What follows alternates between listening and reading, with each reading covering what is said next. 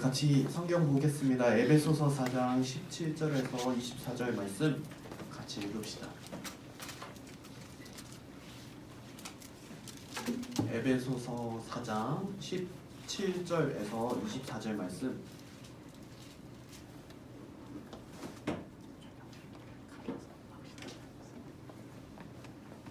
네. 다 찾으셨나요? 네, 다 찾으셨으면 우리 같이 한 목소리로 읽어보도록 하겠습니다. 시작.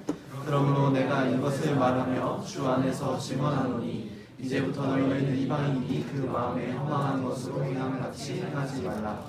그들의 총명이 어두워지고 그들 가운데 있는 무지함과 그들의 마음이 굳어짐으로 말미암아 하나님의 생명에서 떠나 있도다. 그들이 감각 없는 자가 되어 자신을 방탕에 방임하여 모든 더러운 것을 욕심으로 행하되 오직 너희는 그리스도를 그같이 배우지 아니하느니라. 진리가 예수 안에 있는 것 같이 너희가 참으로 그에게서 듣고 또한 그 안에서 가르침을 받았을진데 너희는 유혹의 욕심을 따라 썩어져가는 구습을 따르는 옛사람을 벗어버리고 오직 너희의 성령이 새롭게 되어 하나님을 따라 의와 진리의 거룩함으로 지으심을 받은 새 사람을 입으라. 아멘. 시험 기간임에도 불구하고 하나님의 말씀을 보는 것과 또 기도하기를 멈추지 않는 형제 자매 여러분 환영합니다. 옆에 있는 형제 자매들과 함께 이렇게 인사해 볼까요? 날마다 새 사람을 입읍시다. 이렇게 인사해 볼까요? 날마다 새 사람을 입읍시다. 날마다 새 사람을 입읍시다. 네. 제가 예상했던 것보다는 너무 많이 와서 가운데 다 앉으라고 할 수 없을 것 같아요. 네. 이제 너무 많이 와서 못 앉아요. 우리 함께 같이 말씀을 보도록 합시다. 신앙생활을 하면서 하는 가장 큰 고민 중에 하나는 바로 이겁니다. 내 삶이 하나님의 말씀에서 떨어져 있는 거. 이럴 때 이제 우리가 고민을 하기 시작하죠. 머리로는 하나님의 말씀을 따라야겠다고 이렇게 동의하고 생각하는데 문제는 내 삶이 안 그런 거예요. 하나님의 자녀같이 안 살고 있는 게 그게 이제 우리의 삶 안에서 벌어지기 시작합니다. 그렇게 되면 이제 그렇게 살다가 점점 심각해지면 이런 고민을 하기 시작하죠. 내가 진짜 하나님을 믿는 게 맞는가? 그리고 내가 하나님의 자녀인가? 구원 받았나? 막 이렇게 심각해지면 점점 자신의 신앙을 의심하기 시작합니다. 근데 이런 모습에 대해서 바울은 이렇게 설명을 합니다. 바로 에베소서 4장 14절에서 말하는데 어린아이라고 말을 해요. 어린아이. 이 어린아이는 사람의 속임수와 간사한 유혹에 빠져서 온갖 교훈의 풍조에 밀려서 요동치는 사람, 이게 바로 어린아이죠. 그러니까 좀 더 어렵게 말하자면 예수님의 그 십자가 복음과 하나님 나라의 그 뜻, 큰 경륜을 모르고 믿지 않고 또 주님이 이렇게 교회를 세우셨는데 교회가 이제 한 몸이 되어서 교회로서 한 몸이 되어서 살아가게 하신 것도 안 믿고 그 다음에 교회적 존재로서 이제 하나 된 것을 이렇게 힘써 지키면서 서로를 사랑해야 되는데 그것도 안 하려고 하고 그리고 그걸 하기 위해서는 봉사도 해야 되고 섬김도 해야 되고 희생도 해야 되는데 자기 자신을 너무 사랑해서 그렇게 하려고 하지도 않고 이렇게 살아갈 때 이놈은 이제 어린아이와 같다. 영적으로 어린아이와 같다라고 말합니다. 근데 이런 모습은 짬과는 상관이 없습니다. 그러니까 교회에 다닌 기간 그리고 SCM에서 내가 맡았던 사역 내가 맡았던 직분 이런 것과는 상관이 없습니다. 그 개인의 신앙은 직분이나 기간에 비례하는 게 아니죠. 절대. 그래서 교회와 SCM에 속해 있더라도 신앙의 모든 근원이자 대상이신 예수 그리스도를 따르지 않는다면 이방인처럼 불신자처럼 살아갈 수 있게 된 겁니다. 바울은 이방인의 삶에 대해서 17절부터 얘기하고 있죠. 이방인은 마음에 허망한 것으로 행합니다. 총명이 어두워지고 무지해서 또 마음은 또 굳어져서 하나님의 생명에서 떠나 있는 게 이방인입니다. 그리고 죄에 대해서 부끄러운 감각이 없어져서 자신을 방탕에 내맡기고 온갖 더러운 일을 욕심으로 행하죠. 그러니까 요약을 하자면 하나님을 하나님으로 모시고 또 주님으로 인정하지 않고 자기가 자기 삶의 주인이 되어서 자기의 욕심과 그 정욕을 채우기 위해서 살아가는 게 바로 이방인의 삶입니다. 근데 이런 삶은 도덕이나 윤리 차원의 문제 제기가 아닙니다. 그러니까 뭐 술 담배를 하고 막 이성관계가 문란하고 돈을 펑펑 막 쓰고 이런 사람만 이제 문제가 생기는 게 아니라 문제가 있다는 게 아니라 소확행을 추구하고 합리적 소비를 하고 이제 짤랑짤랑 구세군 자선 냄비나 돈을 넣어도 돈을 넣어도 그래도 자기가 주인이 돼서 살아갈 수 있는 거죠. 도덕적으로는 괜찮아 보이는 사람도 복음을 거부하고 하나님이 그 삶의 주인이 아니며 자신이 주인이 된다면 자기의 욕심과 자기의 정욕을 위해 살아가는 것입니다. 그러니까 겉으로 보이는 도덕적 이 기준이 아니라 그 사람의 삶의 주인이 정말 하나님이신가, 이게 문제가 되는 거예요. 그래서 상상하기 어렵지만 성도도 이방인과 같이 행동을 할 수 있습니다. 아직 예수님께서 재림하셔서 우리의 마음이 완전히 새롭게 변한 것이 아니라 죄성이 남아있기 때문에, 그렇기 때문에 이방인처럼 행동할 수도 있습니다. 그러나 우리는 이방인의 이 허망한 행동같이 행동하는 것을 그대로 그냥 사는 게 아니라 멈춰야 합니다. 바울이 그래서 너희는 멈춰야 한다라고 말한 거죠. 우리는 예수 그리스도를 이 이방인의 삶과 같이 배우지 않았습니다. 그리스도께서는 자신의 뜻을 주장하지 않으셨습니다. 하나님의 뜻에 온전히 순종하셨죠. 우리를 죽음과 죄악의 구렁텅이에서 건지시기 위해서 이 땅에 친히 육신을 입고 오셨고 하나님의 뜻을 가르치시고 병든 자를 고치시고 그리고 하나님 나라가 이 땅에 임했다는 것을 보여주셨습니다. 배신과 고난, 고통을 당하시고 죄가 하나도 없으신 분께서 십자가에 달리셔서 우리의 죄에 대한 하나님의 엄중한 진노와 형벌을 다 받으셨습니다. 그래서 우리가 구원을 받게 되었습니다. 예수님께서는 우리를 구원하려는 그 하나님의 뜻에 전적으로 순종하셔서 우리를 구원하셨죠. 주님은 하나님의 말씀에 온전히 순종하셔서 우리의 거룩과 의를 이루어 가셨습니다. 그러니까 우리도 이제 우리는 이제 죄인이어서 하나님 앞에서 이제 온전한 의를 이룰 수 없지만 예수님께서는 온전한 순종을 통해 온전한 의를 이루셨습니다. 이제 우리는 예수 그리스도의 임재와 도움으로 우리 주님께 순종하면서 그분의 발자취, 그 본을 따라 살아가는 법을 배우고 있죠. 각자의 교회에서도 배우고 계시고 또한 우리 기도학생연합회에서 여러 가지 예배와 말씀과 기도와 또 형제자매 간의 교제, 또 캠퍼스 전도 이런 여러 가지 활동을 통해 제자의 삶을 배우고 있습니다. 주님께서는 어린아이와 같은 신앙이 아닌 성숙한 신앙생활을 하도록 이제 우리 기도학생연합회나 교회에서는 디테일한 세부사항을 배우는 거고 이제 크게 말씀을 통해서 이런 신앙의 삶을 살아갈 수 있는 큰 원리를 말씀해 주셨습니다. 그게 바로 오늘 말씀 본 22절에서 24절에 나온 옛사람을 벗어버리고 날마다 심령이 새롭게 되어서 새 사람을 입는 것입니다. 이게 이제 성도의 신자의 삶의 요약판이라고 할 수 있죠. 그래서 우리는 이미 옛사람을 벗어버린 자입니다.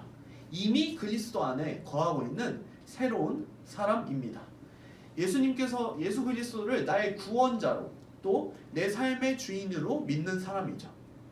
혹시 만약 이제 방금 제가 말한 대로 예수님이 나의 구원자이시고 내 삶의 주인이시라는 게 좀 긴가민가 하거나 안 믿어지거나 이러면은 저나 지도위원들한테 아니면 교회 담당 목회자분들한테 찾아가셔야 돼요. 찾아가셔서 잘 모르겠다고 말을 하는 게 좋아요. 네. 그거 없으면은 교회에서 하는 신앙생활이 고통스러워요. 네. 아무리 사람이 착해도 막 자기 몸을 내어주고 자기 시간을 내어주고 자기 돈을 내어주면서 살아간다는 게 쉽지 않잖아요. 언젠가는 튕겨 나가게 될 텐데 꼭 그러지 마시고 찾아가시길 바랍니다. 그리고 저는 절대 화내거나 때리지 않고 맛있는 것을 사주면서 알려줄 테니까 꼭 찾아가세요. 이제 다시 돌아가서 그러면 이 새 사람이 된 우리가 왜 말씀에서 벗어나는 삶을 살까? 이게 우리에게 가진 아주 중요한 문제 중에 하나죠. 왜 우리는 말씀에서 이미 성도가 되었고 신자가 되었는데 왜 말씀에서 벗어나는 삶을 사는가? 아까 말했듯이 우리는 이미 새 사람이 되었어요. 그래서 이제 이미 하나님의 자녀가 되었죠. 그런데 옛사람의 가치관과 생각이나 행동, 삶의 방식이 우리의 삶 안에 여전히 남아 있습니다. 그것은 아직 우리 안에 죄성이 남아 있기 때문이에요. 이 오늘 표현으로는 옛사람이 남아 있는 거죠. 옛사람이 남아 있기 때문에 우리가 속이는 욕심과 정욕을 따라서 행동하는 그런 과거의 삶의 방식에 미혹되는 것입니다.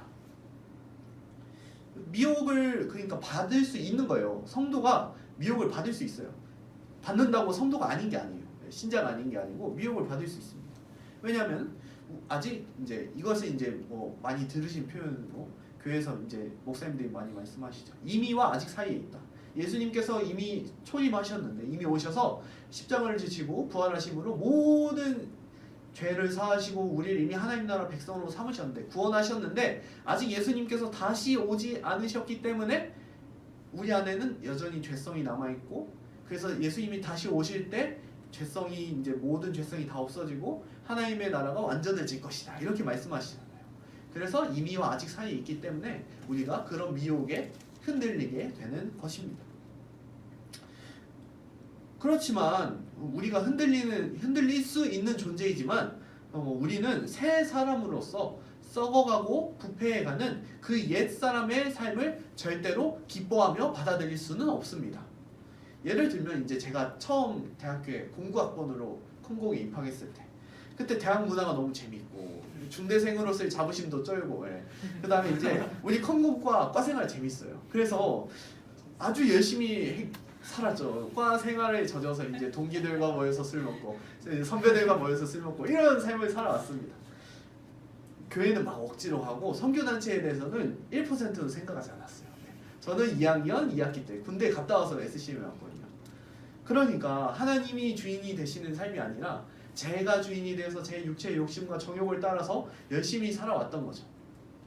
그런데 지금은 하나님께서 인도하시는 삶이 진정한 복된 삶이라는 것을 알기 때문에 하나님을 떠나서 사는 삶이 행복하지 않다는 것을 알기 때문에 지금은 그 삶을 받아들일 수가 없습니다. 과거의 삶의 방식을 받아들이지 않는 겁니다. 그래서 이제 이 얘기를 듣고 우리 형제 자매들이 혹시나 간사님은 이미 재밌는 거 다 즐겨봤으니까 너무 부럽다 이렇게 생각하면 안 되는 거예요. 네. 이게 아니에요. 성도는 이 과거의 삶을 이 옛사람의 삶을 거부해야 하는 것입니다. 성도는 죄를 짓는 것을 부러워할 수 없죠. 그래서 성도는 옛사람을 벗어야 합니다. 예전 삶의 방식을 거부하며 그에 따라 살지 않기 위해서 이미 자신이 옛사람을 벗어버렸다는 것을 믿고 또 날마다 실제로 내가 벗어버린 자처럼 살아가는 것입니다. 중요한 것은 이제 예수님께서 십자가 사역으로 내 옛사람을 벗게 하셨다는 것을 믿어야 하는 겁니다. 이걸 안 믿으면 못 벗어요.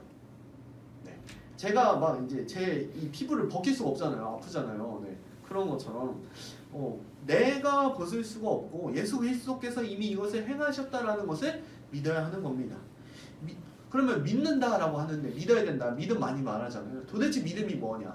믿음은 이제 크게 세 가지로 표현하죠. 3요소로. 이제 지식과 동의와 신뢰 이 3요소로 표현합니다.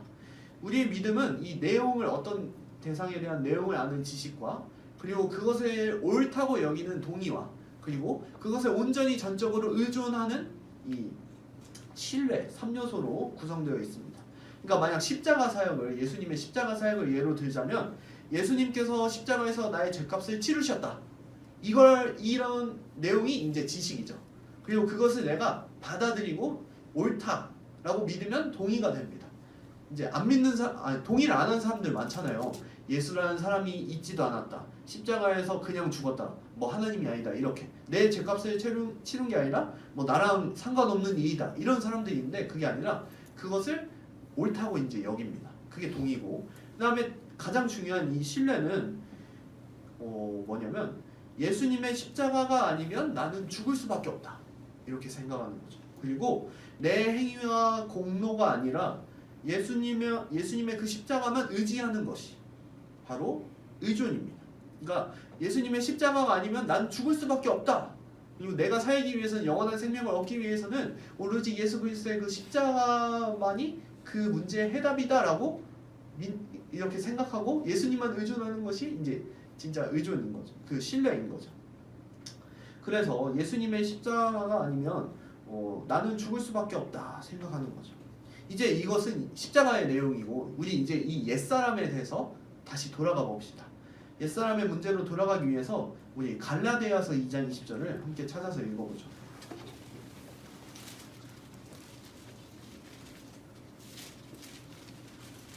외우셔도 좋은데 찾으셔도 돼요. 갈라디아서 2장 20절.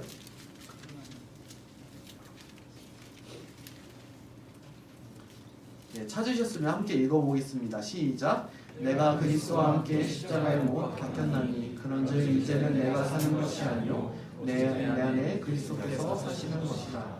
이제 내가 육체 가운데 사는 것은 나를 사랑하사 나를 위하여 자기 자신을 버리신 하나님의 아들을 믿는 믿음 안에서 사는 것이라.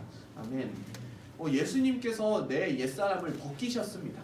이제 이것을 갈라디아서의 표현으로 하자면은 우리가 예수 그리스도와 함께 십자가에 못 박혔습니다.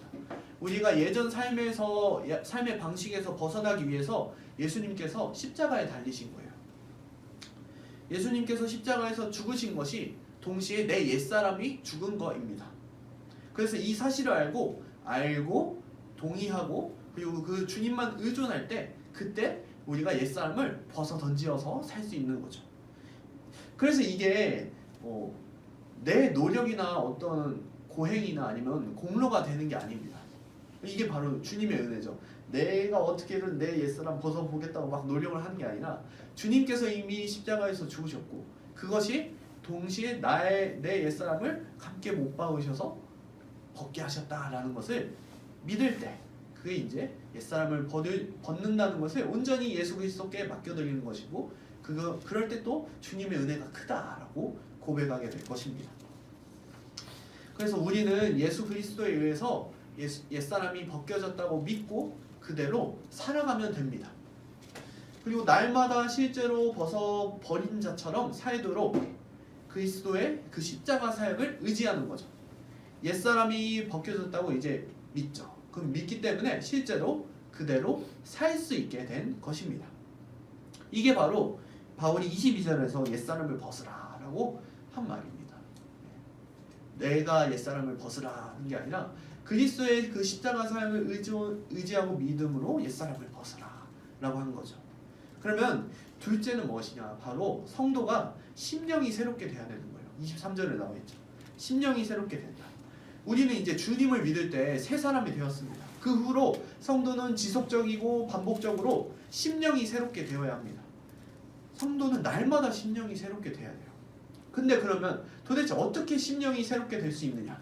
바로 성도의 심령은 바로 말씀과 믿음으로 심령이 새롭게 됩니다. 성경 곧 하나님의 말씀, 예수 그리스도의 그 십자가 복음이 가장 근본적인 수단이죠. 그 말씀을 통해서 그리고 그 말씀에 대한 믿음으로 우리의 심령이 새롭게 되는 것입니다. 그러면 우리 형제자매들 잘 알고 있겠지만 도대체 하나님의 말씀 그 복음이 무엇이냐 생각해 봤을 때 내용은 길어요. 결국은 이제 하나님께서 우리를 창조하셨고 그 다음에 하나님의 그 주권에 하나님이 우리의 왕이시고 주인이시라는 그 주권에 불순종한 죄인에 대해서 죄인을 끝까지 사랑하셔서 구원하시기 위해 예수 그리스도를 보내셨고 이제 다시 쫓겨났던 그 에덴 동산으로 표현된 하나님의 나라에서 다시 우리를 다시 하나님의 나라로 돌려보내셨다. 하나님 나라 백성으로 삼으시고 이제 그 공동체인 교회와 그 공동체의 삶인 사랑과 서로를 사랑함과 그리고 또 이제 그 공동체로서 살아가기 위해 성도로서 살기 위해 자기의 비용 계산을 하고 고난을 받겠다는 굳은 비용 계산을 하고 이제 다시 오신 예수 그리스도를 기대하는 재림의 소망을 갖고 사는 것. 이게 바로 이제 복음의 내용을 제가 빨리 말했어요. 원래는 더 길고 천천히 말해야 되는데 시험이 많이 남은 형제 자매들이 있어서 다음에 또 기회가 될 거예요. 복음을 짧게 말해봤습니다. 성도는 이 예수 그리스도의 십자가 복음을 분명히 알고 참되게 믿고 날마다 그 말씀을 되새깁니다. 예수 그리스도와 그분의 복음을 날마다 다시 듣고 더 알아가고 그러함으로 더 온전하고 견고한 믿음으로 설 때 그때 새롭게 되는 겁니다. 그냥 내가 새롭게 되리 내가 어떻게든 새롭게 되리 내가 옛사람의 죄성이 아직 있는데 내 혼자 막 스스로의 능력으로 어떻게 새롭게 될 수 있겠어요. 하나님의 말씀으로 그리고 그 말씀에 대한 믿음으로 우리가 새롭게 되는 것입니다. 밥은 하루에 3끼 먹는데 영혼의 양식은 주일에 일주일에 한 끼 먹으면 살 수 있겠습니까? 못 삽니다. 우리 SCM의 아침 기도회가 왜 있겠습니까? 하루의 시작을 말씀으로 시작하고 예수 그리스도와 십자가 복음에 대한 믿음을 새롭게 굳게 하기 위해서 아침 기도회가 있는 겁니다. 충성도 테스트도 아니고 온영이 형 괴롭히려고 있는 게 아니에요. 이게 저도 약간 그렇게 의심했지만 그게 아니라는 걸 믿습니다. 아침 기도회는 말씀과 믿음으로 심령을 새롭게 하기 위해 있는 겁니다. 모든 성도는 말씀과 믿음으로 매일 심령을 새롭게 해야 합니다. 그렇게 안 하면 다시 옛사람을 잊게 되는 것입니다. 매일 우리의 심령이 새롭지 않으면 다시 옛날 쪽으로 가는 거예요. 우리의 죄성이 아직 여기 있기 때문에 새롭게 안 하면은 다시 옛날 쪽으로 갑니다. 그렇다면 매일 말씀과 믿음과 또 이제 부과되어지는 이제 기도로 심령을 새롭게 한다면은 우리가 새 사람을 입게 됩니다. 그래서 우리는 새 사람을 입어야 되죠. 성도 우리는 이미 새 사람입니다. 근데 아직 아까 말한 대로 완성이 된 건 아닙니다. 우리의 성화의 목표는 예수 그리스도이시죠. 이게 우리가 뭐 하나님처럼 된다거나 막 이제 예수 그리스도의 막 주권을 침해하려 하는 게 아니라 우리가 하나님의 형상대로 창조된 자로서 그 형상의 충만함에 이르는 것이 우리의 목표이기 때문입니다. 바울은 에베소서 4장 13절에서 이렇게 말했습니다. 우리가 다 하나님의 아들을 믿는 것과 아는 일에 하나가 되어 온전한 사람을 이루어 그리스도의 장성한 분량이 충만한 데까지 이르니니. 우리의 그 성화의 목표는 예수 그리스도이시죠. 하나님의 형상이신 예수 그리스도를 의지해서 그분을 본받아야 합니다. 그리스도처럼 되는 것이 곧 하나님처럼 되는 거죠. 그래서 우리는 의와 거룩함을 추구하는 것으로 하나님의 형상을 따라가는 것입니다. 하나님께서는 하나님의 말씀이자 거룩한 법인 율법에 순종함으로 우리가 하나님의 형상을 따르도록 하셨습니다. 의와 거룩, 이 율법에 대한 순종을 이루라는 말씀을 들으면 우리 지금 형제 자매들의 놀란 표정과 부담스러운 굳은 표정처럼 부담이 되기 시작합니다. 내가 어떻게 이것을 할 수 있는가 생각이 되죠. 그런데 이 명령에 대한 전제가 바로 은혜입니다. 은혜. 이미 예수님께서 사실 모든 하나님의 법에 순종하셨고 다 그 순종하심으로 의를 이루셨습니다. 인류를 구원하라는 그 하나님의 뜻, 그리고 모든 율법에 대해서 순종하심으로 그 하나님의 뜻과 율법에 순종하심으로 예수님께서 의인으로서 이제 그 의로움을 이루셨습니다. 우리는 이제 믿음으로 말미암아 그리스도 안에서, 그리스도와 이제 안에서라는 것은 그리스도와 연합한 것이죠. 그러면 그리스도의 모든 것을 받게 되는 것입니다. 그래서 그 의로움도 우리가 받게 되는 거고 이제 우리도 예수 그리스도와 같이 순종할 수 있게 된 것입니다. 그래서 죄값을 치렀고 우리는 이제 그리스도의 의를 통해서 의롭다 여김을 받고 있죠. 이게 바로 주님께서 우리에게 주신 은혜입니다. 이 은혜가 전제가 돼야 돼요. 그래서 이 은혜를 받았을 때 은혜 받은 자, 또 하나님의 백성된 자는 하나님의 뜻대로 살아가도록 명령을 받는 것입니다. 이제 그리스도 안에서 이미 성도가 된 자, 그리고 은혜를 받은 자, 그들은, 이 성도는 거룩하게 살 수 있습니다. 하나님의 뜻대로 거룩하게 살 수 있어요. 그러므로 우리의 거룩한 삶은 그 예수 그리스도의 사역에 근거하는 것입니다. 예수님과 연합함으로 예수님의 모든 것을 받았기 때문에 우리가 이제 예수 그리스도와 같이 순종하며 살 수 있다는 것이죠. 우리는 예수 그리스도를 믿음으로 구원을 받았습니다. 그러므로 이제 그리스도를 의지하여 그분처럼 살아갈 수 있습니다. 그래서 우리는 예수 그리스도를 입으면 됩니다. 이렇게 옛사람을 버리고 날마다 심령이 새롭게 되어서 새 사람을 입고 의와 거룩의 삶을 사는 것이 바로 성도의 삶입니다. 이럴 때 더 적극적으로 하나요 한 몸이 된 교회적 존재로 살아갈 수 있습니다.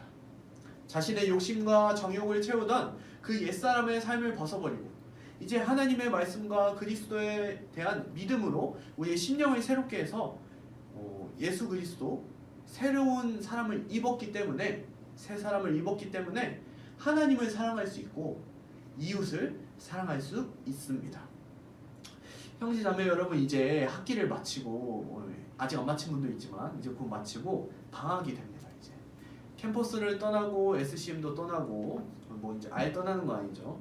뭐 떠나는 분도 있고 떠나는 분도 있지만 강의와 SCM 활동이라는 이 틀에서 벗어나게 되죠. 방학 중에도 우리 형제 자매들이 말씀과 믿음으로 새 사람을 입기를 소망합니다. 근데 이제 제가 여러 번 방학을 경험하면서 느꼈던 게 있었어요. 그게 바로 어떤 분은 좋은 가정과 교회의 지도를 따라서 날마다 심령이 새롭게 됩니다. 말씀과 믿음과 기도로 날마다 심령이 새롭게 되는데, 근데 어떤 분은 공동체의 지도가 없어서 옛사람을 벗어버리고 심령이 새롭게 되어서 새 사람을 입는 이 성도의 삶에 실패하게 됩니다. 실패해요. 네, 이건 약간 경험적인 표현이거든요.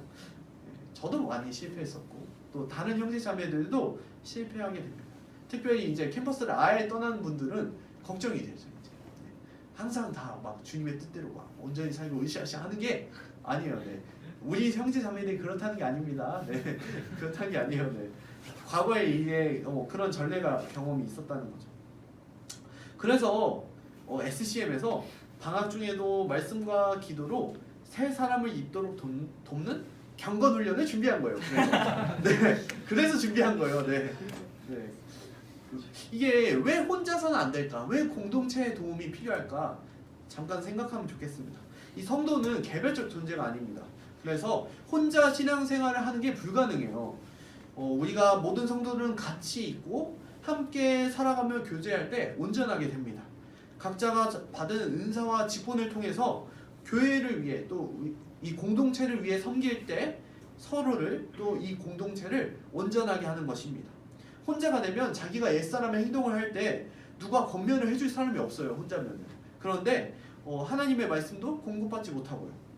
그 다른 성도를 통해서 누릴 수 있는 그리스도의 그 충만함을 누리지 못하는 것입니다.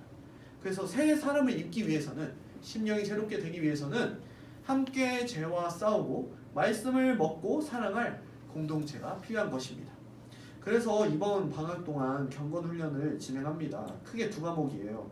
말씀을 스스로 보는 방법, 그리고 주기도문을 통해서 배우는 참된 기도에 대해서 같이 살펴보고 실습을 합니다. 왜 이걸 제가 얘기하냐면 제가 이제 진행을 할 거니까. 이걸 제가 얘기하죠. 기간이 길지는 않아요. 월화수목 이렇게 8일 동안 할 텐데, 이 경건 훈련을 통해서 우리가 옛사람을 벗어버리고 심령이 새롭게 되어서 새 사람을 입을 수 있는 그 말씀과 믿음과 기도의 자리로 나아가길 소망합니다. 그래서 SCM 안에 의와 거룩함을 더 추구하는 형제 자매들이 많아지기를 소망합니다. 방학 때 혼자 이제 찌그러져가지고 어둠 가운데 가는 게 아니라 말씀과 믿음으로 또 기도로 살아가는 이 훈련이 필요해요. 그래서 만약 교회에서 그런 거 안 해주면은 오시길 소망합니다. 교회에서 안 해주면 오세요. 막 안 해주거나 겹치지 않으면 웬만하면 오시길 소망합니다. 네. 그래서 막 자기 알바 있어요. 그러면 알바 있는 날 못 오면 돼요. 네. 8일 월화수목 동안 올 수 있는 날 동안 오면 됩니다. 뜨문뜨문 와도 돼요. 그리고 SCM의 우리 경건 훈련에 뭐 여러 가지 사정으로 못 오실 수도 있잖아요. 그래서 오든지 뭐 오지 못하든지 상관없이 우리 형제 자매들이 이 땅에서 사는 동안 옛사람을 벗고 심령이 새롭게 되어서 새 사람을 입기를 소망합니다. 중요한 것은 가운데예요. 심령이 새롭게 되어야 새 사람을 입는 건데, 무엇으로 심령이 새롭게 되냐? 바로 말씀과 믿음입니다. 또한 이제 기도가 이제 플러스 알파로 들어갈 겁니다. 그래서 그것을 기억하면서 이렇게 살아간다면은 주님께서 기뻐하시는, 그리고 또 우리가 형제 자매를 깊이 사랑할 수 있는 그런 신앙생활로 우리가 살아갈 줄로 믿습니다. 이 시간에 같이 좀 기도하셨으면 좋겠습니다. 먼저 기도하실 것은 우리에게 주신 그 예수 그리스도의 큰 은혜에 감사하며 기도하셨으면 좋겠습니다. 도대체 예수님께서 우리에게 무엇을 주셨냐? 바로 죄로 인해 하나님을 불순종하여서 죽을 수밖에 없는 우리를 긍휼히 여기시고 사랑하셔서 자기의 모든 몸을 내어주시고, 그리고 하나님의 모든 그 죄에 대한 진노와 그 형벌을 대신 받으신 것이 우리가 그분께 고백할 수 있는 가장 큰 감사의 이유입니다. 그래서 주님께서 주신 그 은혜가 무엇인지 기억하면서 감사하시면서, 또한 그 은혜를 더욱더 묵상하시면서 이 시간에 함께 같이 기도하셨으면 좋겠습니다. 기도하시겠습니다. 하나님 아버지 감사합니다. 주님